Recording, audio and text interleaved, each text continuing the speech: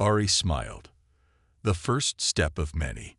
She gestured to another section of the sanctuary that had opened while they were sending the message. Within it sat an elegant vessel, clearly designed for interstellar travel. The Ark awaits. That's a spaceship? Ta-One asked in amazement. It survived all this time. It was built to endure until needed. Ari approached the vessel, which hummed to life at her presence. It can reach any of the seeded worlds. Ta-One followed her, a mixture of excitement and trepidation filling him. You're planning to visit them all, aren't you? Not just Earth. Each world deserves to hear the message personally, she confirmed. And there is much to learn about how each has developed. As they stood before the Ark, Ta-One realized the magnitude of what lay ahead. His life had changed forever. The history of humanity had changed forever. Nothing would be the same after today. What about quantum industries and others like them? He asked. They won't give up easily on technology this advanced. They have already lost, Ari said confidently. The message contains knowledge freely given to all people. No corporation can claim ownership of a cultural heritage. On the screens, Ta-One saw quantum stock prices plummeting as public opinion turned against them. Other corporations were already pledging to work within a new ethical framework being hastily constructed by governments around human space. It's time to prepare for departure, Ari said, extending her hand to him. Earth first, then the others. The journey will be long. Ta-One took her hand without hesitation. I'm ready. As they boarded the ancient vessel, Ta-One looked back at the sanctuary that had changed everything. What had begun as a simple archaeological expedition had become humanity's greatest discovery, not of something alien, but of themselves. The Ark systems responded to both of them now, recognizing Ta-One's awakened Seogen heritage. As the vessel hummed to life after millennia of waiting, Ari stood beside him at the controls. The stars await the return of the Seogen, she said softly, and the embrace of their children. The great ship rose silently through a newly opened passage in the dune above, emerging into the sunlight of Helios 7. As it turned toward the stars, Ta-One knew they were not leaving, but going home. To all the homes the Seogen had created across the galaxy. The journey of remembrance had begun. All humans carry Seogen genes, but they sleep, buried beneath millennia of evolution. Her eyes met his. To save your life, I had to awaken those genes. You are now more like my people than before. Ta-One stood, testing his new body. He felt balanced, centered in a way he never had before. When he reached for a metal tool on a nearby table, it responded to his thoughts, sliding into his hand before he touched it. This is, he began, struggling for words. The beginning, Ari finished for him. The first true rejoining of our peoples. She led him from the healing chamber back into the main sanctuary. The space had changed dramatically. The quantum industries forces were gone. In their place, dozens of screens floated in the air, showing news broadcasts from Earth and other human colonies. What happened while I was healing? Ta-One asked. Much. Ari gestured to the screens. Your assistant, Jai-Ho, remained loyal. When you didn't return, she contacted your government directly instead of quantum. She sent proof of our discovery. On one screen, Ta-One saw footage of Jai-Ho speaking to officials, showing them data he had transmitted before entering the temple with Ari. The corporate forces retreated when confronted by both your government and the sanctuary's defenses, Ari continued. But they will return with greater numbers unless we act. What do you propose? Ari led him to the center of the chamber where the memory core now projected a three-dimensional map of nearby star systems. 12 worlds were highlighted, including Earth. These are the seeded worlds, she explained. Places where my people sent their genetic legacy. Some have developed technology like yours. Others remain primitive. All carry our heritage. You want to contact them all. Unite them somehow. Not unite. Remind. Ari's eyes glowed with purpose. The time of remembering has come. The stars have aligned as our scientists predicted. The children of Seojin must learn their true history before they repeat our mistakes. She stepped toward the memory core and placed her hand upon it.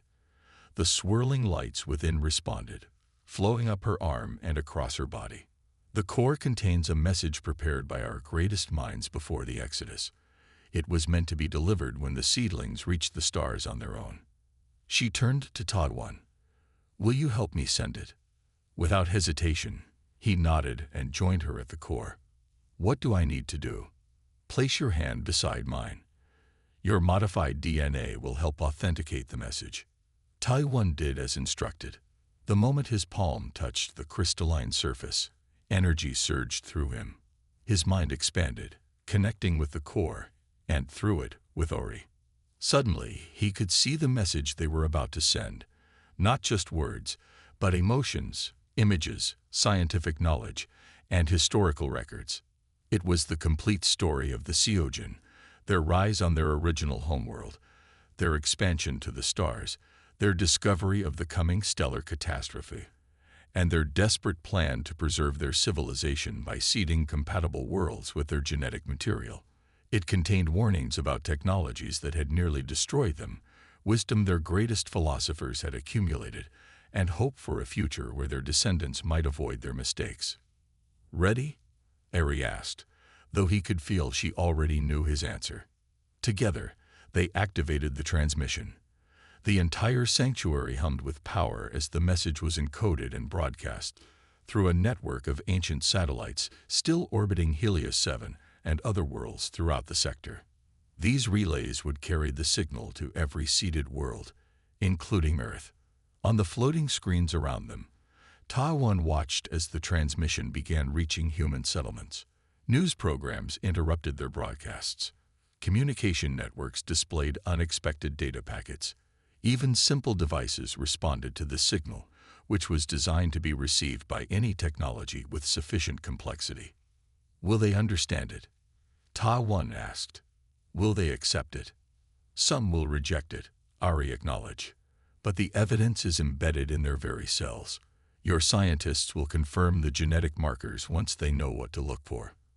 For hours, they watched as the initial confusion gave way to wonder across human space. Scientists verified portions of the data against existing research. Historians found that the Seojin records explained gaps in human evolutionary history. Government leaders convened emergency sessions to discuss the implications. Eventually, a response came, first from Earth, then from other colonies. They wanted dialogue, not just data. They had questions only Ari could answer. "They're inviting us to Earth," Taiwan said, reading the official communication, "to address the United Planetary Council." Ari glanced at them. Light bombs, non-lethal but disorienting. That would work. Taiwan grabbed several spheres and, after a deep breath, rose from cover and threw them toward the advancing mercenaries. The spheres erupted in brilliant flashes of light and pulsing sound waves that sent the intruders stumbling backward in confusion. Using the distraction, Ari raced to another control panel, her fingers dancing across symbols that responded to her touch. Throughout the chamber, sections of the floor began to rise, forming barriers that separated the intruders into smaller groups. "The defenses are awakening," she called to Taiwan. "A few more moments." But the quantum leader had spotted Ari. Recovering faster than her team, she raised her weapon and fired. Taiwan saw the energy bolt heading straight for Ari's back. Without thinking, he launched himself forward, intercepting the shot. Searing pain exploded across his chest as the energy bolt struck him instead. He collapsed to the floor, the world spinning around him. Through dimming vision, he watched Ari turn and see him fall, her face transformed with rage and sorrow. She raised her hands, and the memory core responded, sending tendrils of light streaming toward her. The light enveloped her body, lifting her several meters above the floor. "Enough." Her voice echoed with power that seemed to shake the very foundations of the sanctuary. "You will not harm what is sacred." The quantum forces froze, their weapons suddenly glowing red-hot in their hands. They dropped them with cries of pain. The floor beneath their feet rippled like water, then hardened again, trapping them in place. Ari descended to where Taiwan lay. The burn across his chest was severe, the edges of the wound blackened and smoking. "Taiwan," she whispered, cradling his head. "Why did you do that?" "Couldn't let them hurt you," he managed, each word a struggle. "Too important. For the future." He could feel his consciousness fading, his heartbeat growing irregular. The pain was giving way to numbness, a bad sign, he knew from his medical training. "Stay with me," Ari pleaded, tears forming in her ancient eyes. "Your journey is not finished." Through his fading vision, Taiwan saw the leader of the quantum team break free from her restraints. She pulled a small sidearm from her boot and took aim at Ari's back. "Behind you," he tried to warn, but his voice was too weak. With his last surge of strength, Taiwan pushed Ari aside as the weapon discharged. A second bolt of energy struck him, this time in the side. The world went white with pain, then faded to darkness.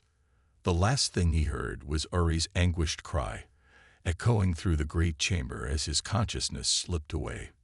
Darkness surrounded Taiwan. Then came flashes of light, distant voices, and the sensation of floating.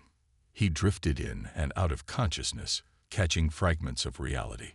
Ari's face above him, her eyes glowing with power. The feeling of being moved. A chamber filled with blue light, pain that faded into tingling warmth.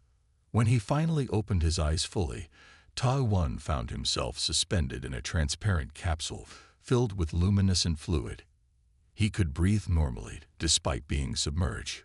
Through the curved walls, he saw Ari standing at a control panel, her hands moving with practiced precision across the ancient interface. "Ari," he called, surprised that his voice worked underwater. She turned, relief washing over her face. With a gesture, she commanded the fluid to drain from the capsule. As the last of it flowed away, the capsule opened, and Taiwan sat up. "You live," she said simply, her voice thick with emotion. Taiwan looked down at his chest, where the energy bolt had struck him. A faint silver scar was all that remained of the wound that should have killed him. "How long was I?" 3 days by your counting," Ari replied. "Your injuries were severe.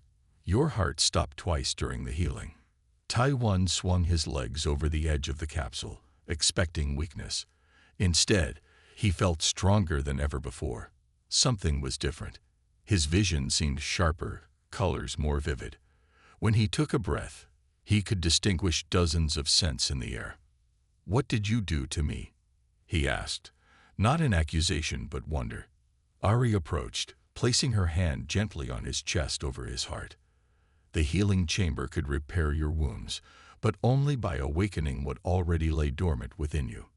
"I don't understand." Instead of answering, Ari placed both hands against the sand and closed her eyes. The ground began to vibrate subtly. Then, with a soft hissing sound, the sand started flowing away from a specific point, revealing a metallic surface beneath. "The sanctuary gate remembers me," she said as a circular opening appeared in the newly exposed metal, rising open like a camera shutter. They descended a spiral ramp that took them deep beneath the dune. Unlike the tunnels they had traveled before, this passage was lined with a silvery metal that seemed to glow from within. The air grew cooler and carried a faint scent of ozone. "What is this place exactly?" Taiwan asked, his voice echoing slightly. "The great sanctuary, final repository of our civilization." Ari's voice had taken on a reverent quality. "Not all of our people left on the great ships. Some chose to sleep, as I did, scattered across sacred sites. This place was built to house the collective memory of our kind." The ramp ended in a vast circular chamber that took Taiwan's breath away. The space was easily a kilometer across, with a domed ceiling that displayed what appeared to be a real-time map of the galaxy. The floor was divided into concentric circles, each containing different structures and devices beyond his comprehension. "This is incredible," he whispered. "A complete alien installation, perfectly preserved." Not alien, Ari corrected gently. Ancestral. She led him to the center of the chamber, where a crystalline column rose from the floor to the ceiling. Within it, countless points of light swirled like trapped stars. The memory core, she explained. All knowledge of my people is stored here. Ari removed the bracelet containing the seeds from the first temple and placed it against the column. The swirling lights responded, pulsing brighter as they absorbed the data from the seeds. Now we will learn if others survive, she said. The column projected images around them. Star maps, diagrams, mathematical formulas, and text in the Seojan language. Ari studied them intently, her expression growing more solemn with each passing moment. What is it? Tai-1 asked. What do you see? I am the last, she said finally, her voice barely audible. All other keepers have perished over the millennia. Their stasis chambers failed or were damaged by time. Tai-1 placed a hand on her shoulder, feeling her grief. I'm sorry. She straightened, composing herself. But their knowledge lives on. She gestured to the column. And the seedlings thrive across many worlds. Seedlings? You mean the descendants of your people? Yes. The core shows successful genetic integration on 12 worlds, including your Earth. She turned to him with newfound hope. You are proof that our legacy continues. A new projection appeared, a detailed schematic of what appeared to be a spacecraft, sleek and elegant in design. The Ark remains intact, Ari said with evident relief. We can still complete the mission. What mission? What's the Ark? Before she could answer, alarms echoed through the chamber.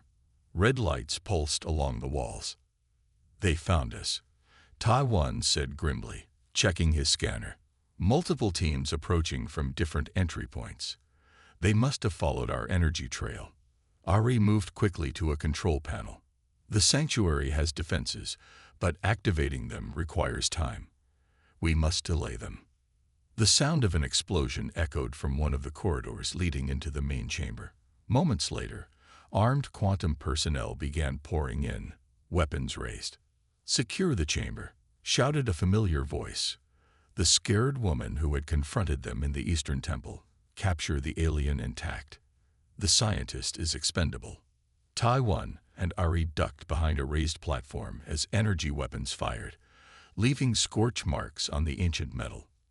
I need time to activate the defense systems, Ari said urgently. Can you distract them? Tai-1 nodded, though fear knotted his stomach. He was a scientist, not a soldier. But then he noticed something, a rack of small crystalline spheres near their position. What are these? He asked quickly. Ari stood, a new determination in her bearing. Then we must open the sky path. She pointed to the highest tier of the chamber. There is another way out, one they cannot follow without preparation. They climbed the tiered platforms quickly. At the top level, Ari approached what appeared to be a solid wall.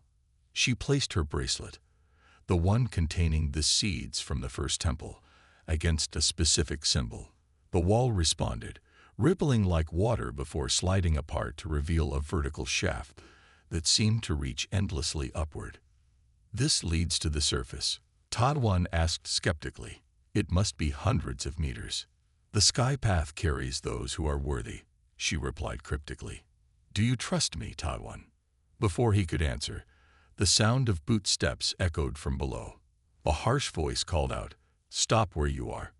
By authority of Quantum Industries, you're both detained under Section 7 protocols. Tai-1 turned to see armed figures in black tactical gear entering the chamber, weapons raised. Their leader, a tall woman with a scared face, stepped forward. Dr. Park, step away from the alien artifact, she ordered. The specimen belongs to Quantum now. Anger flashed through Tai-1. She's not a specimen. She's a person, the last of an ancient civilization that predates our own. The leader's expression hardened. That's not your determination to make.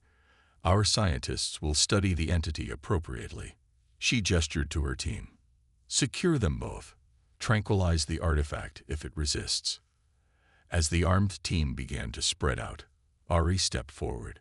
She raised her hands, and the luminescent liquid from the pool below suddenly responded, rising in tendrils that snaked through the air toward the intruders. "What the hell?" one of them shouted, firing his weapon. The bullet stopped in midair, suspended in glowing droplets. "I do not wish to harm," Ari said calmly, "but I will not be caged again." The liquid tendrils wrapped around the armed team, not hurting them but immobilizing their limbs. Their leader struggled against the restraint, her face contorted with rage. "You see," Ari said to Taiwan, "they fear what they cannot control." Taiwan stared in amazement at her display of power. "How are you doing this?" "My body remembers its purpose." She turned to him, extending her hand. "Now we must go. The sky path waits." Without further hesitation, Taiwan took her hand. Together, they stepped into the vertical shaft. Instead of falling, they began to rise, carried upward by an invisible force that felt like floating in water. Below them, the shouts of the quantum team faded into silence. "My people will return," he heard Ari whisper as they ascended toward the surface and whatever awaited them there. "The seeding will bear fruit at last." The sky path deposited Taiwan and Ari on the desert surface as dawn broke over the horizon. They emerged from a small pyramid structure that blended almost perfectly with the surrounding rock formations. In the distance, the massive dunes of the eastern wastes stretched toward the sky like frozen waves. "We must reach the great sanctuary before the sun is fully risen," Ari said, pointing to the largest dune on the horizon. "It lies beneath that formation." Taiwan checked his scanner. "Quantum ships are circling back this way. They must have tracking technology following your energy signature." "Then we move quickly," Ari replied, setting off across the sand with determined strides. As they traveled, the desert came alive with the morning light. Strange, crystalline plants unfurled translucent leaves to catch the first rays of the sun. Small creatures with iridescent scales scurried between rocks, pausing to watch the travelers with curious eyes. "Life still thrives here," Taiwan observed in wonder. "Our initial surveys showed minimal biological activity. Life hides from those who would harm it," Ari said simply. "These creatures recognize me as a friend." As if to demonstrate, she knelt and extended her hand. The six-legged creature, resembling a cross between a lizard and a butterfly, approached, vibrating its crystalline wings before landing on her palm. "The guardians remain faithful," she whispered to it. The creature chirped in response before flying away toward the great dune. "What was that?" Taiwan asked. "A messenger. The sanctuary will prepare for our arrival." She increased her pace. "We must hurry. Your pursuers grow closer." They reached the base of the massive dune as the sun cleared the horizon. Up close, it was even more imposing, rising nearly 300 meters above the desert floor. Taiwan saw no obvious entrance. "How do we get inside?" "Helios 7 was our garden world," she explained, "a place of learning and growth. The temples were connected by paths above and below the sand." A distant roar made them both look up. The sleek black shapes of Quantum Industries transport ships cut across the starlit sky, searchlights sweeping the desert floor. "They're getting closer," Taiwan warned. "We need cover." Ari suddenly stopped, kneeling to place both hands against the sand. She closed her eyes in concentration. For a moment, nothing happened. Then the ground before them began to shift in part, revealing a dark opening like the mouth of a cave. "How did you?" Taiwan began. "Sand remembers old commands," she said simply, gesturing for him to follow her into the darkness. The opening sealed itself behind them as they descended into a tunnel that glowed with faint blue bioluminescence. The walls were smooth, carved with the same intricate symbols Taiwan had seen in the chamber. "These tunnels connect all temples," Ari explained as they walked. "Built to withstand the Great Burning. Some collapse with time, but main paths remain. Your people built all this knowing they would have to leave?" Taiwan asked, running his hand along the glowing wall. "We built knowing some would stay behind," she corrected. The seeding was our greatest work. The seeding.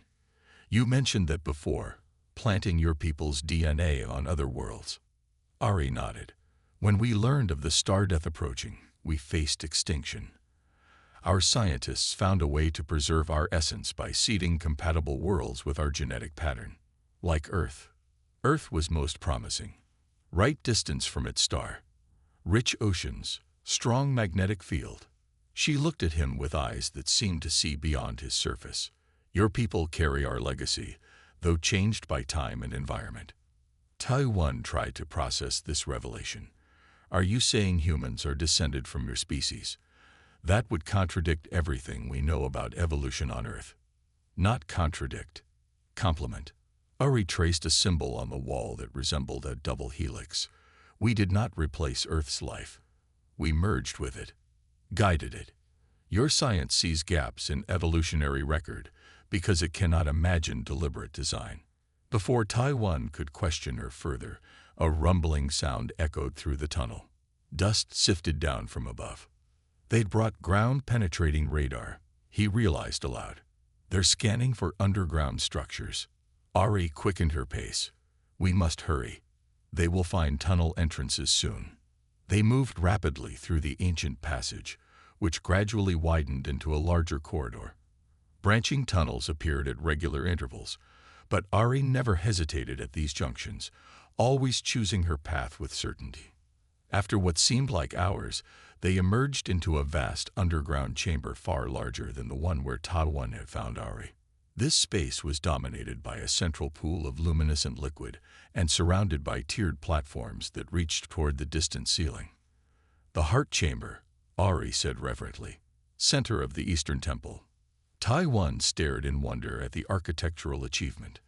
This is incredible. My entire research team could spend years studying just this room. Many did, Ari replied with a hint of sadness. Before the Exodus, a mechanical hum penetrated even this deep sanctuary, growing louder by the second. Drilling equipment, Taiwan said grimly. They must have found an entrance and are forcing their way in. Ari walked to the glowing pool and knelt beside it. They are persistent. We have little time. She dipped her hand into the luminescent liquid, which responded by pulsing brighter. This will help us. What is it? Life water. Sustains all temple systems. She cupped some in her palms and drank, then gestured for Taiwan to do the same. It will strengthen you for what comes. Taiwan hesitated but trusted her enough to follow her example. The liquid tasted sweet and left a tingling sensation as it went down. Almost immediately, he felt a surge of energy and clarity. Amazing, he breathed. The applications for medicine alone would be weaponized by your corporations. Ari finished for him. As all things are. The rumbling grew louder. Dust and small stones began to fall from the ceiling. Taiwan's scanner showed multiple heat signatures approaching from the tunnel they had used. They're nearly here, at least 8 people, heavily armed. No. Ari walked to a section of wall covered in complex symbols. We must first take seeds. Cannot leave them. What seeds? I don't understand. She pressed her palm against the wall. Silent mechanisms activated, ancient technology responding to her touch. A section of the wall slid away, revealing a small chamber bathed in soft blue light. Inside were hundreds of crystal-like objects, each about the size of a thumb, arranged in intricate patterns. These hold knowledge, history, science, art, souls of my people. She carefully removed a crystal, handing it to Taiwan. Without these, no rebirth is possible. The crystal felt warm in his hand, pulsing with the same subtle energy he'd detected from Ari. How do we transport all these? And where would we go? Ari reached into the chamber and removed a small device that resembled a bracelet. This will hold all. Then we find Deep Temple.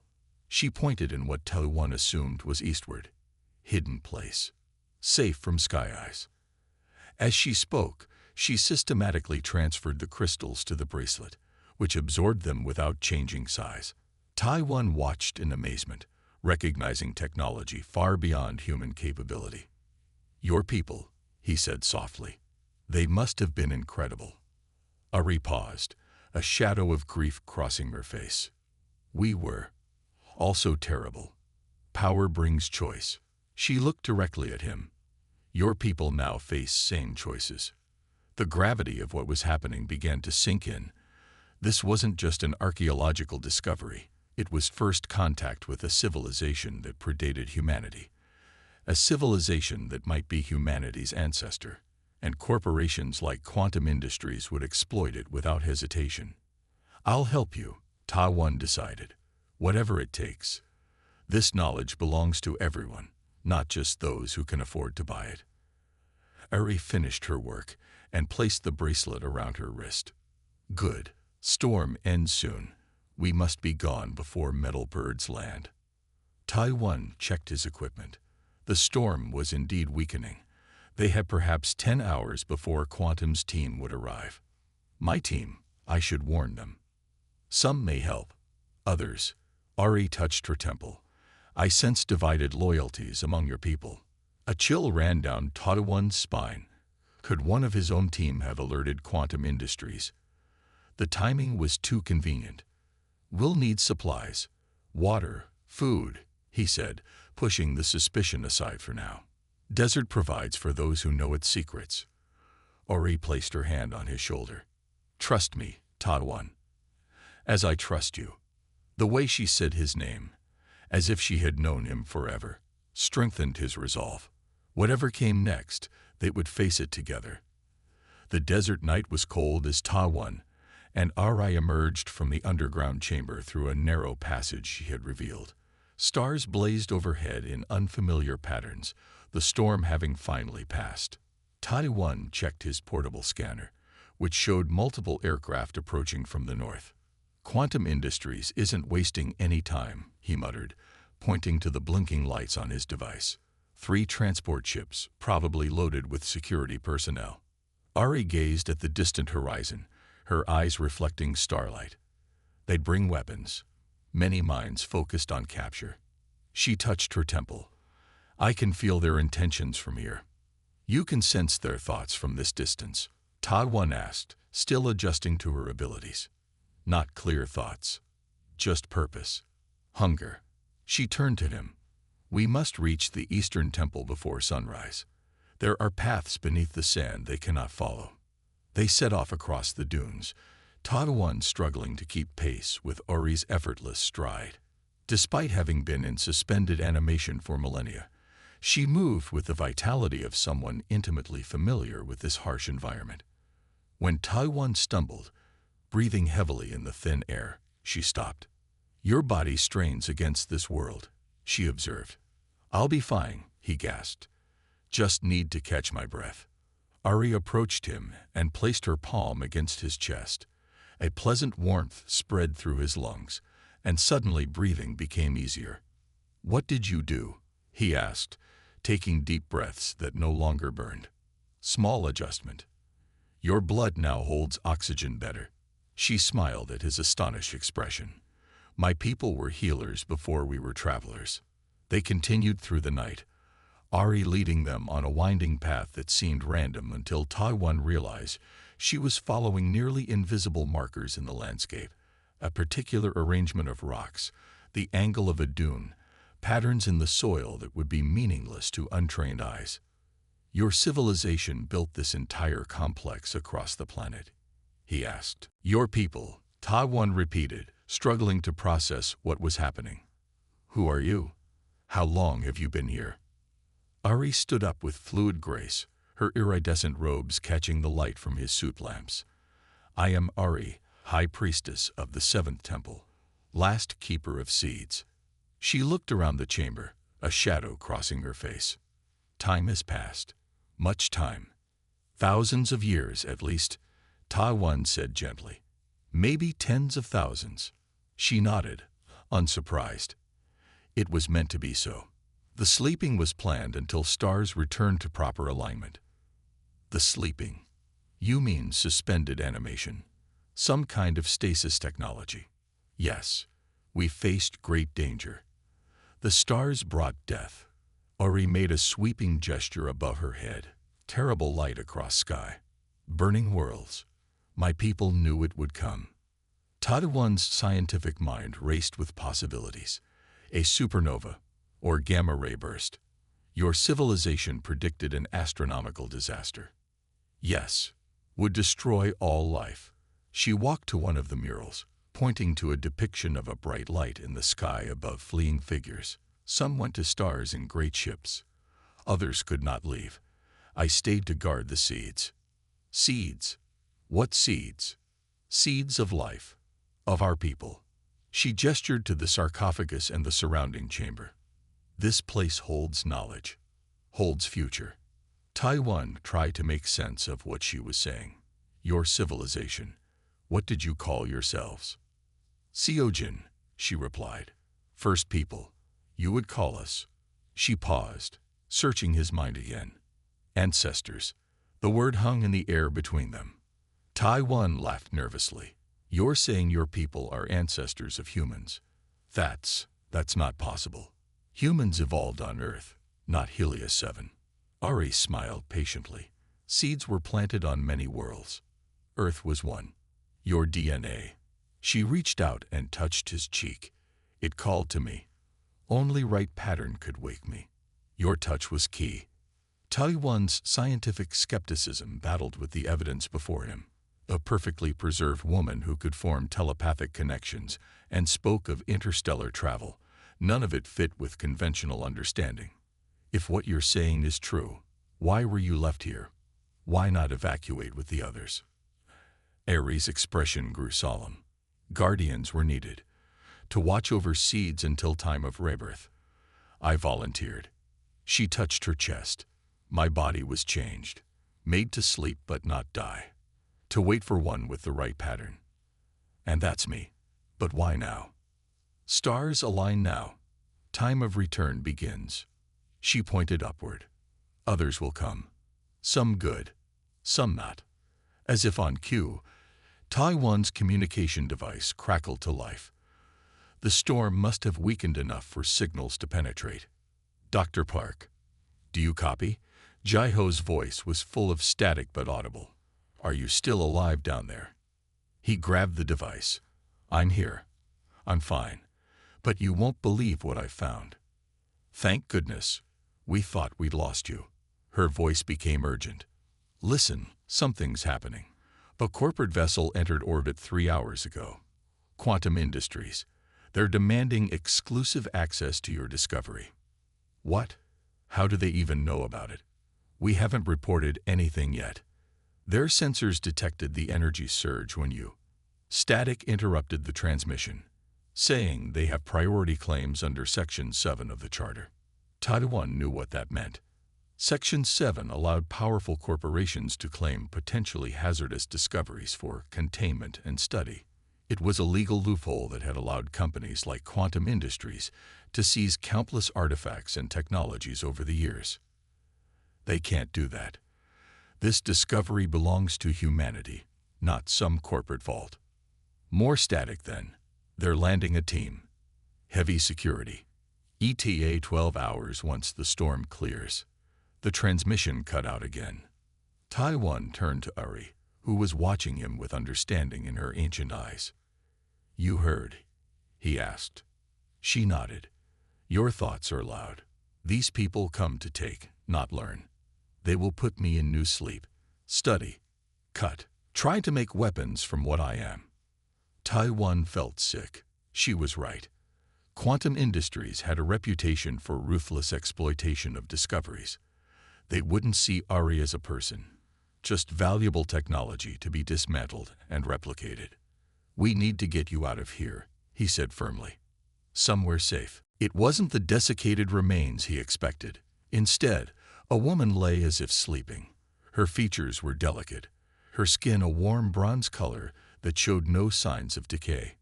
She appeared to be in her 30s, dressed in flowing garments of an iridescent material. Her long dark hair was arranged in complex braids intertwined with golden threads. Impossible, Taiwan whispered, his scientific mind rejecting what his eyes reported. No natural preservation process could maintain a body in this condition for thousands, perhaps tens of thousands, of years. He checked his scanner again. The readings were unlike anything in their database. Faint but regular energy patterns emanating from the body itself, almost like the electrical signatures of living tissue. Some kind of stasis technology. He wondered aloud, his voice echoing in the chamber, or a synthetic replica. Only one way to find out. Taiwan carefully removed his glove and reached toward the woman's exposed hand. The scientist in him knew this violated every protocol, but something more primal drove him forward. A human connection to this mysterious figure from the past.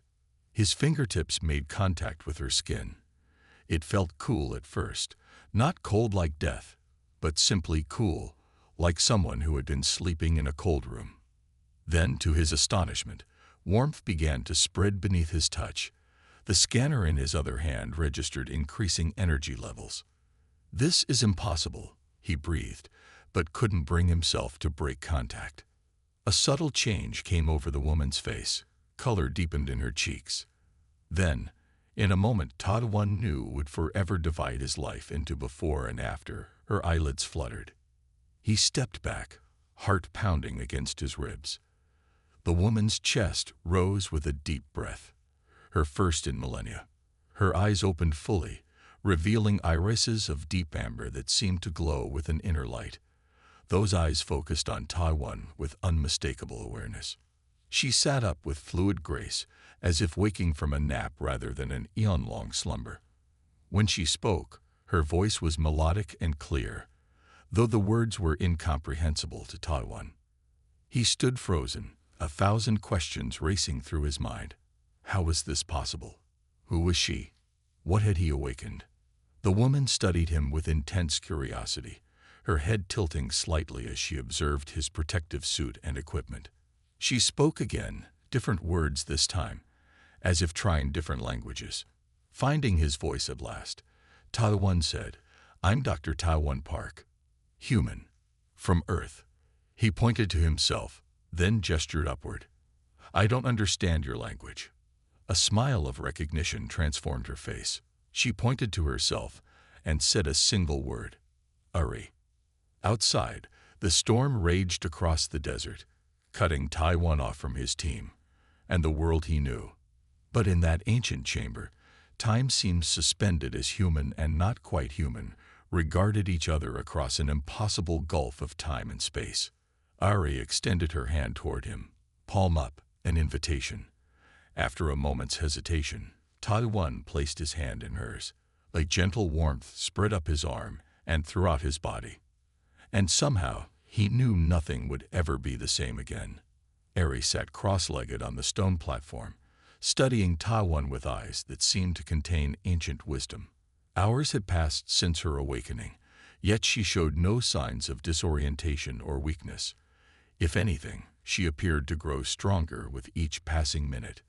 Taiwan had tried various methods of communication, from simple gestures to drawing symbols on his tablet. Ari would watch carefully, occasionally repeating words after him, her pronunciation perfect after a single hearing. How is this possible? Taiwan muttered to himself, checking his equipment again. The storm above still raged, cutting off communication with his team. According to his readings, they would be trapped for at least another day. Ari suddenly touched her temple, then reached toward Taiwan's forehead. He hesitated but didn't move away. Her fingertips rested lightly against his skin, warm and dry. A strange sensation washed over him, like a gentle current flowing between them. Images flashed through his mind. Stars in unfamiliar configurations, massive cities with impossible architecture, beings that looked human but somehow more. Then came words, concepts, ideas, flooding into his consciousness. Taiwan gasped and stumbled backward. What was that? He asked shakily. Uri smiled. Connection. Mind to mind. Easier to learn. His jaw dropped. She had spoken in his language, accented but perfectly understandable. You can speak my language now. Yes. Your mind gave words to me. She tapped her head. Old way of learning. My people always did this. The relentless wind howled across the barren landscape of Helios 7, whipping sand against Dr. Taiwan Park's protective suit. He squinted through his visor at the small team following behind him. Their expedition had been searching this sector for 3 weeks with little to show for it beyond some pottery fragments and corroded metal artifacts. Signals getting stronger, Taiwan called back to his research assistant, Jai-ho. The scanner in his gloved hand pulsed more rapidly as they approached a series of low, weathered formations that barely rose above the desert floor. We should head back, Jai-ho replied, voice crackling through the comm system. Storm's picking up. Command says it could reach Category 4 in less than an hour. Taiwan knew the dangers of Helios 7's infamous sandstorms all too well. 2 researchers had been lost last season when their shelter failed during a particularly violent tempest. But the scanner readings were the most promising they'd seen since landing. Just 15 more minutes, he said, pressing forward. There's something big here. I can feel it. The team reached what appeared to be a series of stone pillars, almost completely buried by millennia of shifting sands. Only their tops remained visible, creating the impression of random rock formations to the untrained eye. But Taiwan recognized the deliberate spacing and carved symbols partially revealed by recent wind erosion.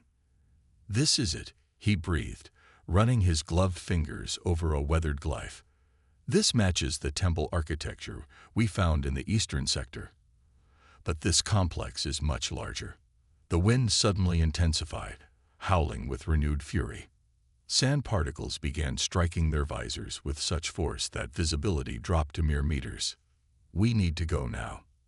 Min Su, their security officer, shouted over the howling wind. No arguments, Doctor.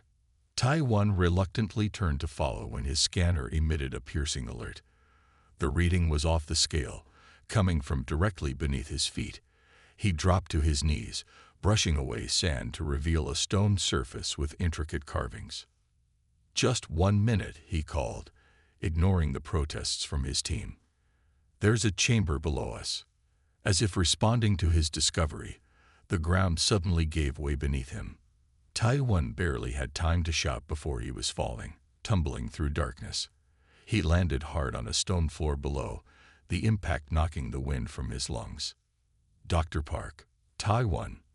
The panicked voices of his team crackled through his damaged comm unit. I'm okay, he managed, wincing as he sat up. Fell through some kind of hidden entrance. Looks like a chamber of some sort. We're sending down a line, Jai-ho responded, her voice breaking up. Storms, getting worse. Need to shelter. The communication dissolved into static. Taiwan tried to reestablish contact, but failed. Looking up, he could see only a small opening where he'd fallen through, and it was already being obscured by blowing sand.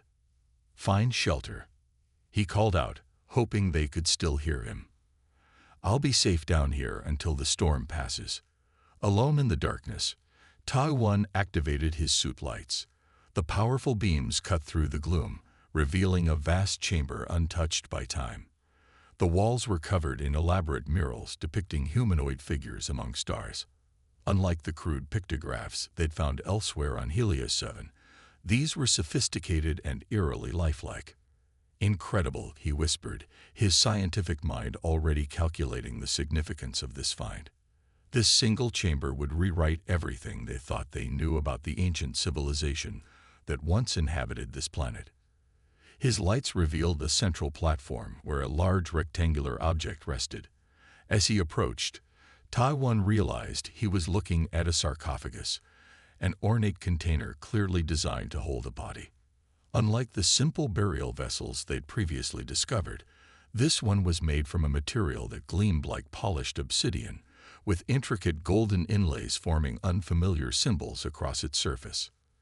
Taiwan circled the sarcophagus carefully, documenting everything with his suit's camera. The lid was partially open, as if inviting inspection. Scientific caution warred with overwhelming curiosity.